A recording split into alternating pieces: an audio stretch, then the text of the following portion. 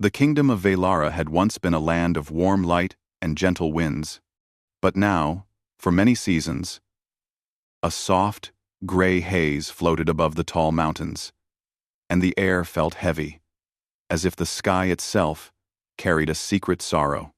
People whispered that their king, Caliph Aradorn, was the reason the land no longer shone the way it used to.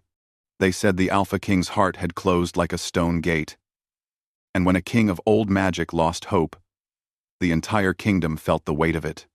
Caliph lived in a great castle built from dark stone that caught the moonlight like silver glass. Shadows gathered around him in quiet patterns, as if they knew him, as if they listened only to him. His presence was powerful, calm, and frightening in a way that did not come from anger, but from deep silence. He did not shout. He did not rage. He simply stood with a stillness that made others hold their breath. Many believed he chose this silence to protect himself from grief. Many years ago, he had loved someone deeply. Some people told stories that the king had made a promise that day, a promise never to love again. And because his heart had closed, the magic of the land had dimmed as well. But no one dared to speak of this near the throne. No one dared to speak of love at all. On a quiet evening when the sun hid behind the mountains, a young woman named Elara Winfell approached the gates of the castle. She wore a simple cloak, and the hood covered most of her face. Her steps were slow, not because she was afraid, but because she carried a strange tiredness, as if her memories were too heavy for her to walk fast. Her right hand trembled slightly. On her palm, beneath a thin glove, was a sigil carved in the shape of swirling lines and glowing marks. She did not understand the mark. She had woken one morning months ago and found it pressed into her skin, warm and shining like the edge of dawn. She did not remember where it came from. She did not remember who gave it to her. But she felt deep inside her that the mark was connected to the king of Velara. Elara reached the castle gates. The guards looked at her suspiciously, for visitors rarely came to the throne anymore. But there was something in her soft expression, something almost familiar, that made them step aside. She was taken through long hallways dimly lit by lanterns. The air carried the scent of old stone and cool night. Finally, she stood before the throne room doors. Her heart beat fast, not with fear, but with a strange sense of déjà vu, like she had walked these steps before. When the doors opened, she saw him, the Alpha King. Caliph sat upon a high throne carved from dark crystal. His hair, long and black as the twilight sky, fell past his shoulders. His gaze was strong, but distant, like a man standing on a faraway shore while watching a tide he could not avoid. Shadows moved behind him, not in a frightening way, but in a way that made the room feel alive, like silent guardians watching over him. He studied Elara as she stepped forward. She lowered her hood, revealing soft features, gentle eyes, and a quiet determination. For a moment, Caliph's breath slowed. Something inside him, something he had locked away for years, stirred like the echo of a forgotten name. The entire room felt it. Elara bowed. "Your Majesty, I come seeking sanctuary," she said, voice steady but filled with an emotion she could not explain. Caliph's advisors whispered among themselves. No one came seeking sanctuary from the Alpha King. They came seeking power or fear. But this young woman did not look like someone running from danger. She looked like someone who had traveled across oceans of memory. Caliph's deep voice filled the hall. "What brings you to my court?" Elara lifted her head and met his gaze. It was bold, but not rude, simply honest. I do not remember everything, Your Majesty," she admitted softly. "But I know I needed to come here. I know something in this place is calling to me. And I know." She hesitated, her hand tightening around her cloak. "I know your name." A sharp silence fell over the hall. One of the advisors stepped forward angrily. "No one speaks the Alpha King's true name. Even the courts of old kept that sacred." "Girl." But Caliph raised a hand. The advisor fell into silence at once. His eyes locked onto hers. "What name do you speak of?" he asked quietly. Elara swallowed. She felt her heart beating like the wings of a frightened bird. She took one small step closer. Her voice lowered to a whisper not meant for the room, not meant for any ear, except the king's. She whispered a name the world believed was lost. A name that belonged to Caliph before he became the Alpha King. A name tied to memories so precious and painful he had buried them deep inside his soul. And when she spoke it, the shadows behind him stirred, curling toward her like they recognized her voice. Caliph froze. For a moment, the king, the powerful ruler, the silent force looked almost human again.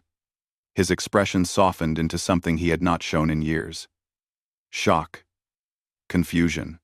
A deep ache he had tried to forget. "How?" he breathed. "Do you know that name?" And well. Elara looked just as frightened as he was. "I don't know. I only know that when I saw you, it came to me like a memory I never lived." His heart pounded. He felt something he had not allowed himself to feel for a long time. Fear not of her, but of possibility. Because the last person who knew that name had been someone he cared for more than life itself. Someone he had lost. Caliph stood slowly from his throne. The shadows rose behind him like tall waves, responding to his rising emotions. Elara stepped back, startled. But she did not run. "Your Majesty," she whispered. "Please forgive me if I did wrong. I did not mean to cause trouble. I only came because I felt pulled here. Like something inside me needed to find you." Caliph studied her, searching her face for deception. But her eyes were clear, almost painfully sincere. And that frightened him more than any danger. One of his advisors spoke again, voice tense. "She must be questioned. No one should know." "She stays," Caliph commanded, his tone cold but steady. The advisor fell silent in shock. Caliph stepped closer to Elara, keeping a respectful distance. "There are many things you do not understand," he said softly. "And many things I thought were gone from this world forever. You will remain in the castle until we find the truth." Elara nodded, though worry clouded her expression. Caliph turned away, unable to look at her for another moment. The room felt too small, too full of memories he had fought to bury. But as he walked toward the shadows, something inside him whispered, "Why her? Why now?" It had been years since anyone had said his true name. Years since anyone had looked at him with something other than fear or respect. Years since he had felt anything at all. And yet here she was, a woman he had never met, speaking the one name that could shatter all the walls he had built. A name he had vowed never to hear again. Later that night, while Elara was escorted to a quiet chamber, Caliph stood alone on his balcony, staring into the dim sky. The moon glowed faintly behind drifting clouds, casting long shadows across the stone floor. He closed his eyes. Her voice echoed in his mind. Soft as a breath, gentle as a forgotten dream. How could a stranger know such a secret? The shadows curled at his feet, restless, as if they too felt the pull.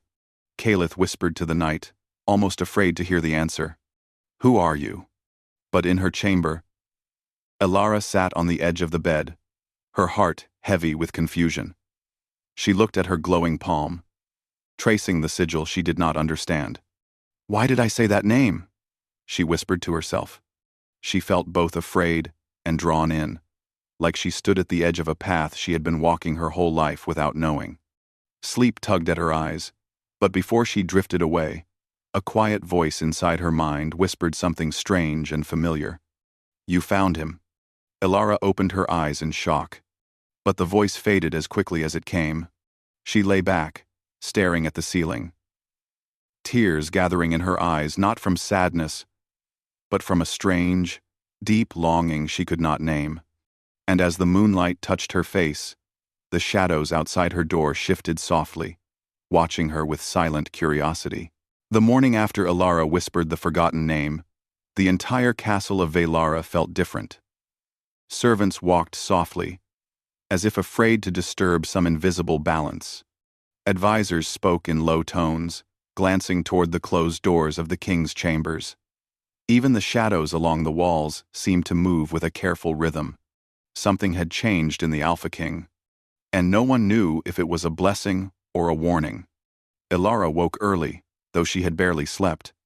Her dreams had been filled with soft voices, glowing symbols, and a face she did not recognize. A woman with gentle eyes, standing beside a man who looked very much like the king. When Ilara opened her eyes, she found her heart beating with a strange sadness she could not explain. She pushed the dream away and looked around the small chamber given to her for the night. The room was beautiful but quiet, with a single window that opened toward the mountains. Soft light fell through it, filling the space with pale gold. Ilara stood and walked toward the window. Outside, the land of Velara stretched like a painting, tall forests, rolling fields, and silver rivers that glowed under the rising sun. Even from here, she felt the gentle sorrow that hung over the kingdom. It was like listening to a song that kept repeating the same sad note. She knew the king felt that way too. Someone knocked softly at her door. "Come in," she said.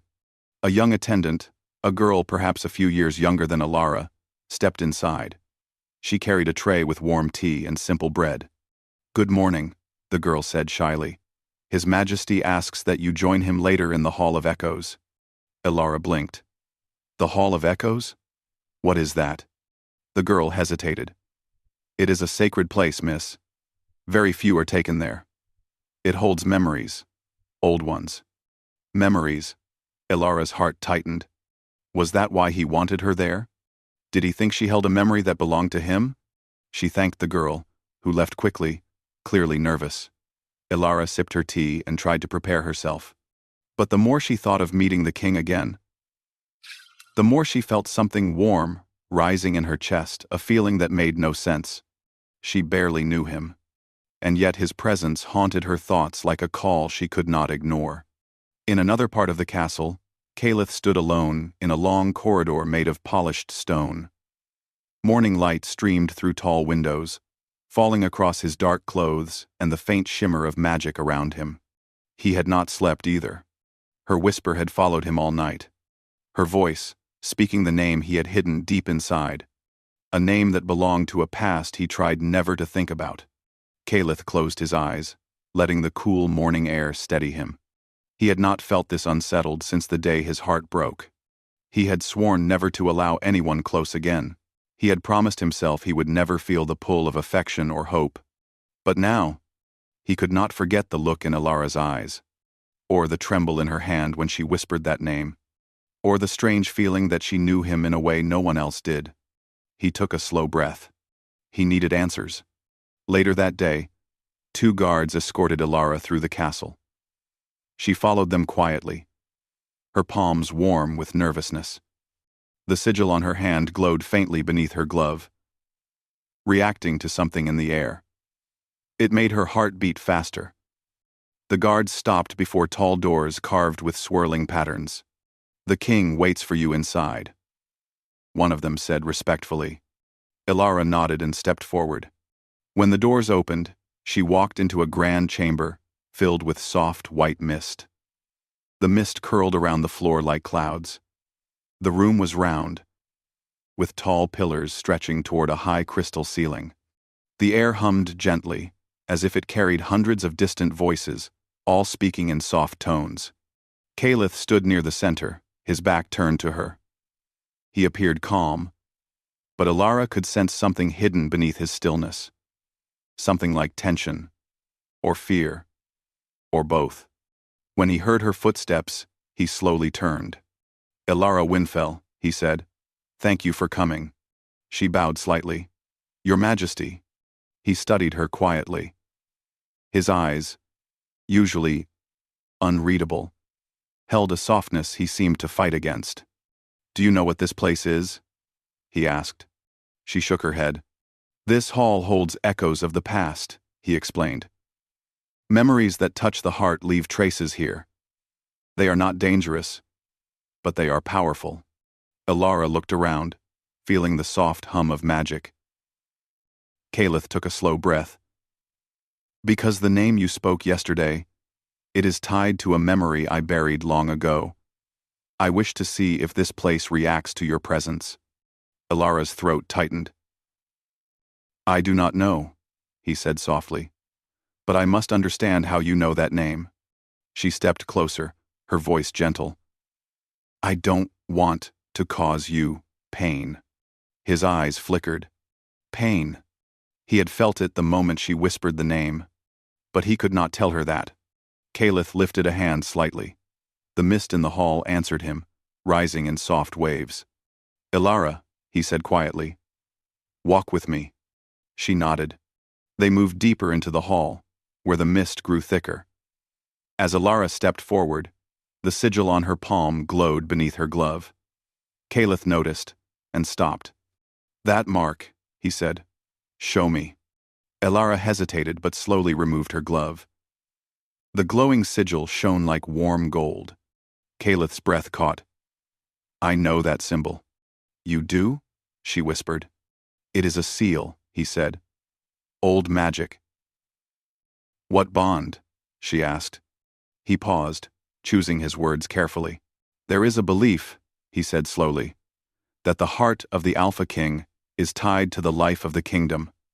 When the king suffers, the land suffers. When he heals, the land heals. Elara looked around the dim hall. So, the sorrow over Velara? She said gently. Caliph looked away. It began the day I lost someone who meant everything to me. Her heart ached at the sadness in his voice. Before she could speak, the mist around them shimmered.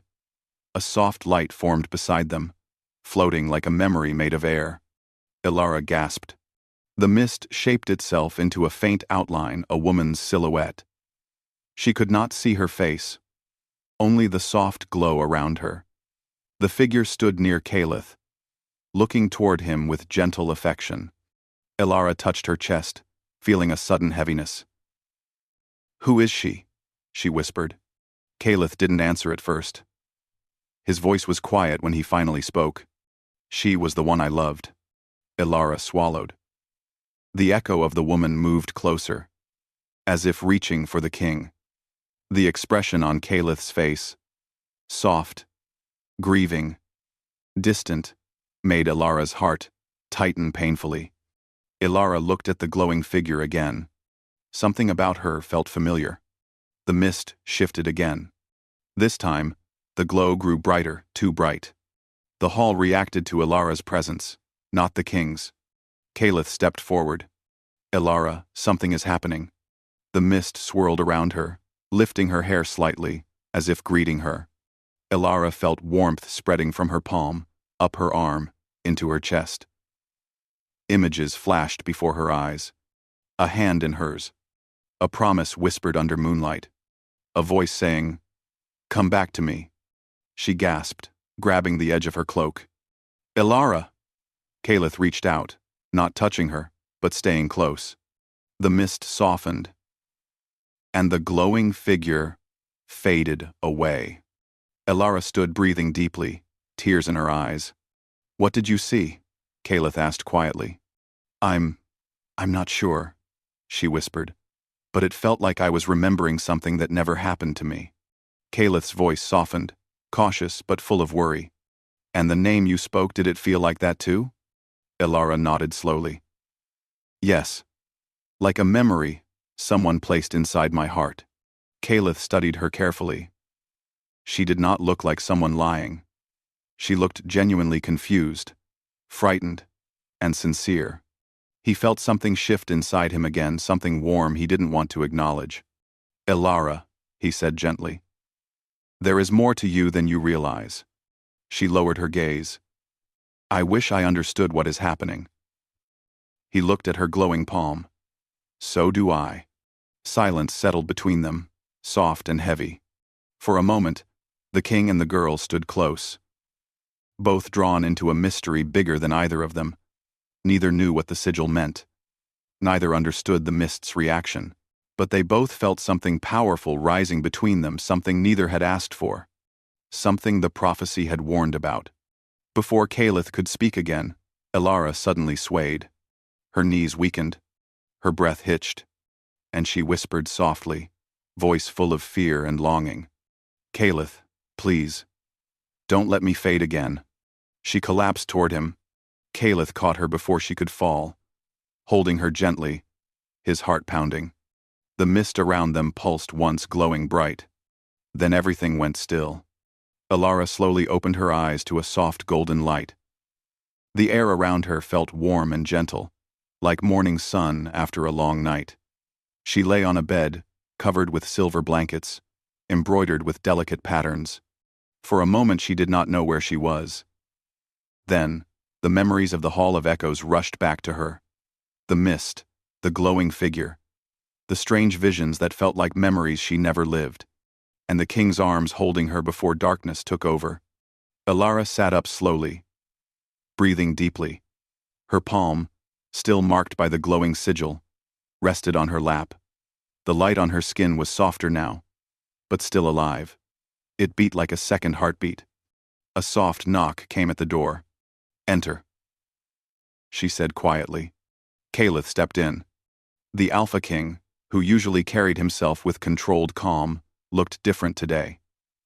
There was tension in the way he stood, as if he had been waiting for her to wake for far longer than he wished to admit. "Elara," he said softly, "how do you feel?" She blinked at him. "Better. Just confused." He nodded. "I expected that." He walked closer, but stopped at a respectful distance. His dark clothes blended with the warm light of the room, making him look like he belonged to shadow and sunlight both. Elara watched him carefully. "Did something happen after I fainted?" Caliph looked toward the window for a moment, then back at her. "The hall reacted to you," he said quietly, "more strongly than I thought possible." Elara pressed her hand to her chest. "I didn't mean to cause trouble." "You didn't cause trouble." His voice softened. "You revealed truth." Her heart skipped. "What truth?" Caliph did not answer immediately. Instead, he sat in a chair near her bed, his posture straight but strangely gentle. "Elara," he began. "The glowing sigil on your hand. It matches an ancient symbol that was once tied to the king's bond with the kingdom." She frowned. "But why would I have it?" "That," he said, "is the question every advisor in the castle is asking." Elara looked down at her hand. The sigil pulsed softly. Caliph studied her expression. "Do you remember anything new?" She shook her head slowly. "Only feelings. Strange ones. Like I'm walking in a story that belonged to someone else." Caliph watched her closely. "When you whispered my name, it felt the same?" "Yes," she whispered, "like I knew it without ever learning it." The room grew quiet. Finally, Caliph stood. "There is more to show you. Something I cannot explain with words." Elara hesitated. "Will it be like the Hall of Echoes?" "In a way," he said, "but gentler." She followed him out of the chamber. They walked through long corridors until they reached a small door carved with soft white patterns. Caliph opened it carefully. Inside was a circular room filled with floating crystal lanterns. They moved slowly through the air like drifting stars. The light inside the chamber felt warm and peaceful, unlike the cold mist of the Hall of Echoes. "What is this place?" Elara asked. "It is called the Sanctuary of Threads," Caliph said. "It shows connections between souls." Elara stepped inside. The room hummed with magic that felt soft, almost comforting. "Stand here," Caliph said gently, pointing to a circle drawn in silver on the floor. Elara stepped into the circle. At once, the lanterns reacted. Their soft light brightened, drifting toward her as if curious. Then something unexpected happened. A thin thread of golden light extended from the nearest lantern toward Elara's chest. Another thread reached toward her marked palm. More threads followed, until she stood, surrounded by a soft web of glowing lines. Caliph watched, stunned. That should not happen, he whispered. What does it mean? Alara asked, her voice trembling. Caliph stepped closer, his eyes fixed on the lights. These threads connect people to memories, places, and bonds. But they only appear for those who are part of the king's inner circle. Alara stared at him. But I'm not part of your circle. Caliph looked into her eyes. It seems the kingdom disagrees. Alara's heart raced. Why me? Caliph walked slowly around the circle, studying the threads. They responded to his presence. But they followed Alara more strongly. Some bonds, he said quietly, do not begin in the present. They begin long before people meet. Alara felt something tighten in her throat. Do you think I knew you before this life? Caliph hesitated. He did not want to give false hope, but he could not ignore the truth glowing around her. I think, he said slowly, that your soul carries something from the past. Something that remembers me. Alara swallowed. The threads around her pulsed softly. Caliph stepped inside the silver circle. The moment he did, one golden thread shifted from Alara to him, linking their chests with a faint glow. She gasped. What is happening? Caliph looked at the glowing thread, his face calm, but his eyes full of emotion he tried to hide. This, he said quietly, is a bond the sanctuary has not shown in many, many years. Alara felt her heart beat in her ears. What kind of bond? A heart thread. Alara's breath caught. What does that mean? Caliph looked at her gently.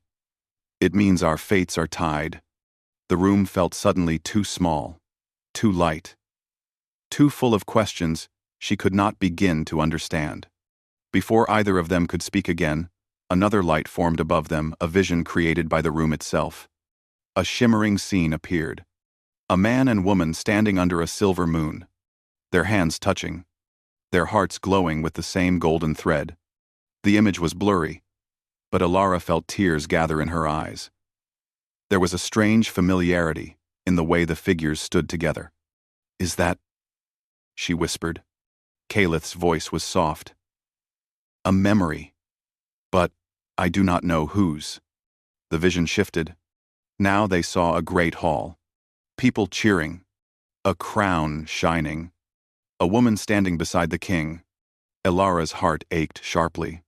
She felt connected to the scene in a way that made no sense. Then the vision faded, leaving only silence. Alara's voice trembled. Why do I feel like I was there? Caliph stepped out of the circle slowly. The threads disappeared as he left. Alara, he said, I believe the sigil on your hand marks you as someone chosen by ancient magic. Someone connected to my past. Numb. She stared at him. But who am I, Caliph? His expression softened at the sound of his name on her lips. I do not know, he said gently. But I promise you this. You are not alone in finding the answer. Alara looked down. I know, he said. So am I. She looked up in surprise. The Alpha King, feared by many, admitted fear? Caliph stepped closer, not touching her, but close enough that she felt the warmth of his presence. Alara, he said softly, the kingdom changes because of you. The hall reacted to you. The sanctuary showed a heart thread. And you spoke my true name, which only one person ever knew. Alara's breath trembled. The woman from your memory. He nodded once. Who was she? She whispered. Caliph looked away, pain hiding behind his calm expression. My heart, he said quietly. My closest companion. My promise. She was the light of this kingdom. Alara felt a sharp ache in her chest. Do you think I am her?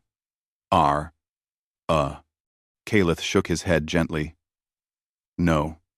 You are not a replacement for someone I lost. You are yourself, and that is already something powerful. His words warmed her. but confusion still swirled inside her heart.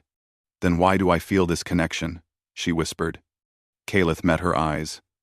"I think the past is touching the present, and you stand at the center of it." Ilara lowered her gaze. "I don't want to hurt you." "You haven't," he said softly. "You have only awakened truths I tried to forget." She looked up again. "What do we do now?" Calith's answer surprised even her. "We face whatever comes, together." Her breath hitched gently. "Together?" "Yes," he said, "whether fate chose this path or not." The golden thread between them flickered once more, then faded into the air like a gentle promise. Before the moment could settle, sudden bells rang through the castle, soft, not alarming, but important. Calith turned toward the door, his expression tightening. "That sound," he said quietly, "means something powerful has entered the borders of Velara." Ilara felt her heart race. "Something dangerous?" "Not dangerous," Calith said slowly, "but ancient." Ilara took a step closer. "What does that mean?" Calith looked at her, the shadow of uncertainty in his eyes. "It means," he said, "that whatever brought you here is not finished." The night was so quiet that even the wind did not dare to speak. The moon hung large and pale above the ruined throne hall, shining over the broken crown that lay at Adrian's feet.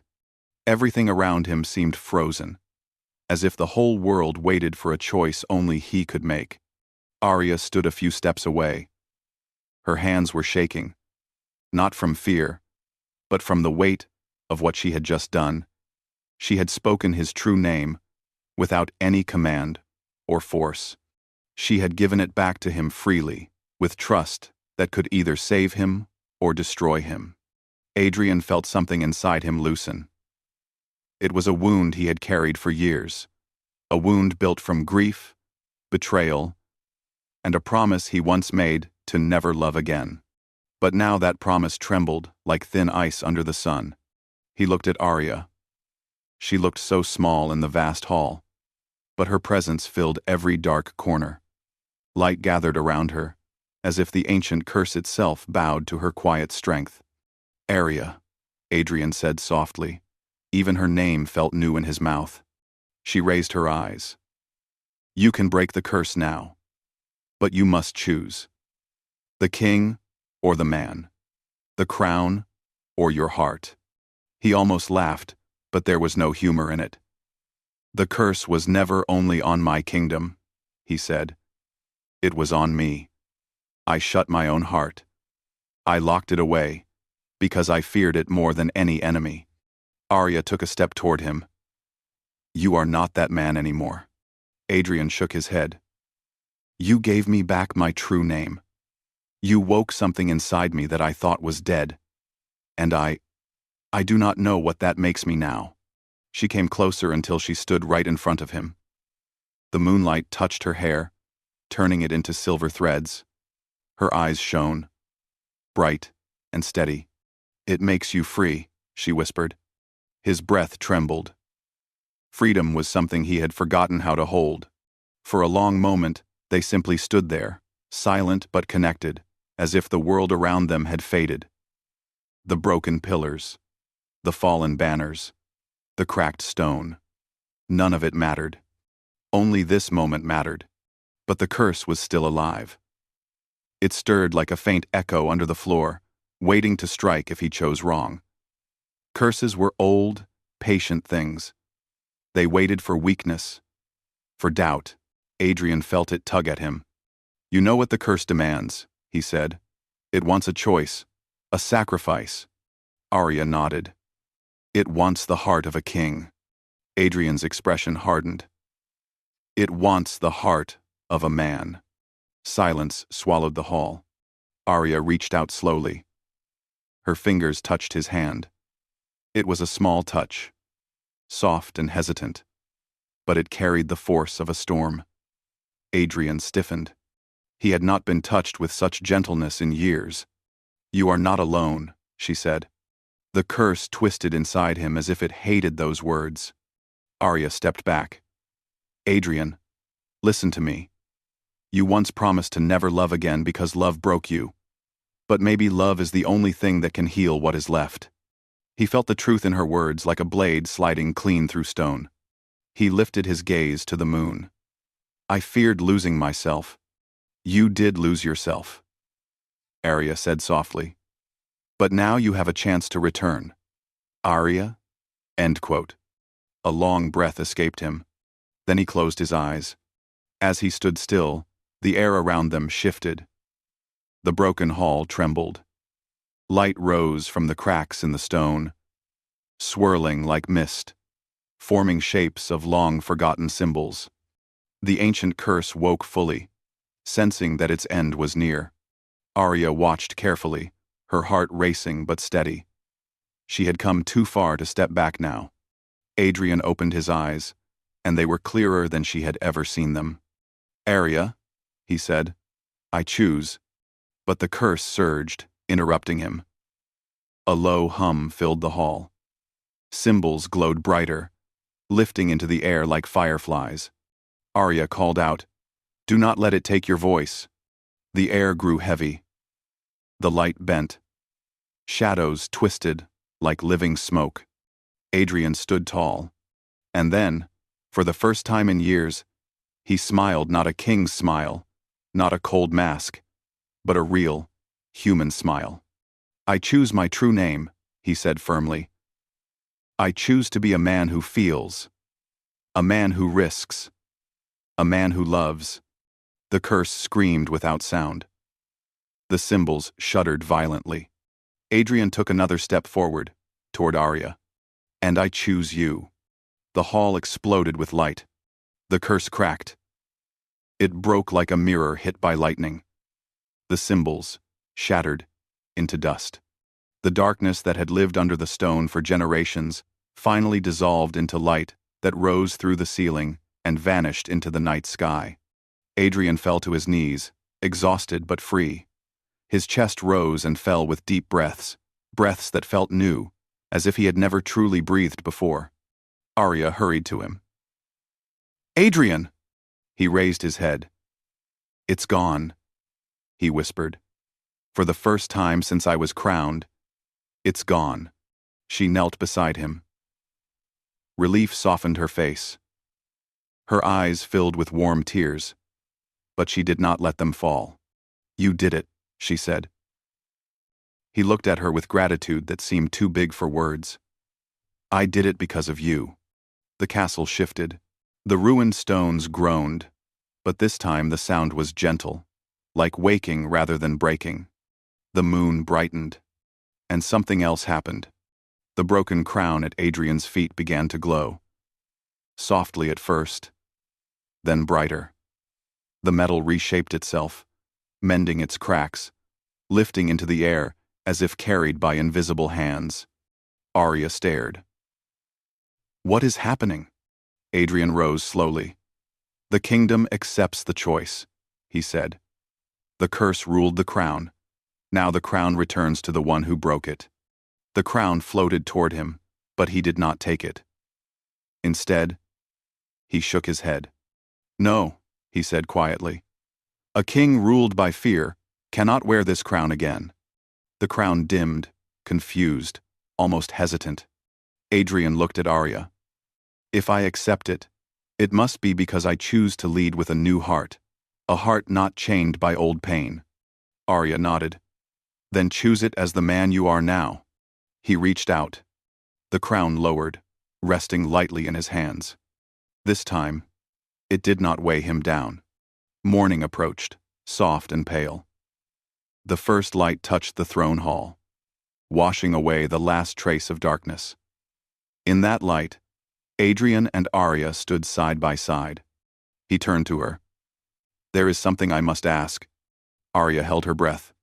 What is it? He stepped closer. Will you stay? Not as a prisoner. Not as a servant. Not because fate pushed you here, but because you choose to stay. Her heart trembled. The answer came easily. Yes, she said. I choose to stay. The simplicity of her words hit him stronger than any curse. He let out a soft breath. almost a laugh. Then, I am twice blessed. For the first time since he became king, Adrian felt whole. Arya reached for his hand. This time, he took it without hesitation. Far beyond the broken hall, the land stirred with new life. Trees that had wilted began to bloom. Rivers ran clearer. The distant villages woke with a feeling they had never known peace. The curse of the Alpha King was gone. But something far greater remained. A bond formed not by destiny, nor by power, nor by fear. It was formed by choice. A choice that broke a kingdom's darkness and rewrote the fate of two souls. And as Adrian and Arya stepped out of the ruined hall into the rising dawn, the light embraced them like a promise. A promise of healing. A promise of hope. A promise of a love that would not be hidden again. The story did not end there. It only began. Hook. But in the new light, far beyond the horizon, something shifted. Something old. Something watching. The dawn had brought peace, but it had also awakened a forgotten prophecy that whispered Adrian's true name once more. The future had heard him choose, and it was not done with him yet.